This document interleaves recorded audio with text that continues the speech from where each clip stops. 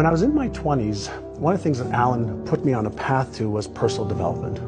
You know, read a book a month, go to events, listen to cassette tapes back then of motivational stuff for motivation, for inspiration, for strategies, for tactics of what to do to raise your level of skill and knowledge.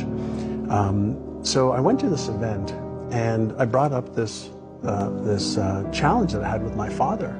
And the instructor said, like, when are you going to forgive him? I said, never. I'm never going to forgive him. Fuck that, forgive him. There's so much pain. And the instructor said, well, if you're never going to forgive him, then you're the one taking the poison pill, hoping he's going to die or he's going to be affected. He says, you don't forgive him for him. You forgive him so you can move on. I was like, aha, number one. And then he said, why don't you ask your father why he did it? Whoa. Like, why was he like that? And so when I mustered up enough courage on the phone with my father, I said, Dad, like, how come you've never said I love you? He says, well, my father never said he loved me. That's not what a man says. But you say to my sister.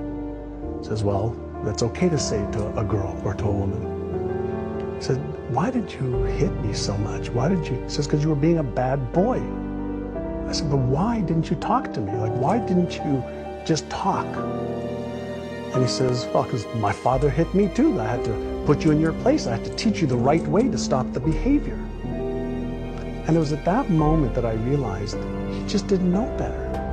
That's what he learned, was the process to try and help me. So he's not a malicious human being. He's a kind, loving, caring man.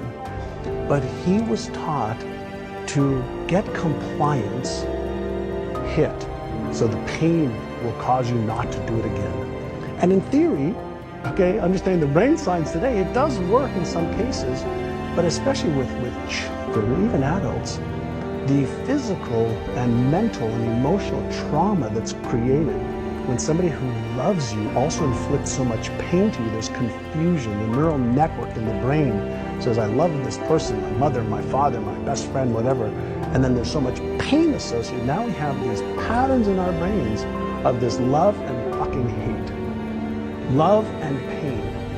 And it's very, very confusing.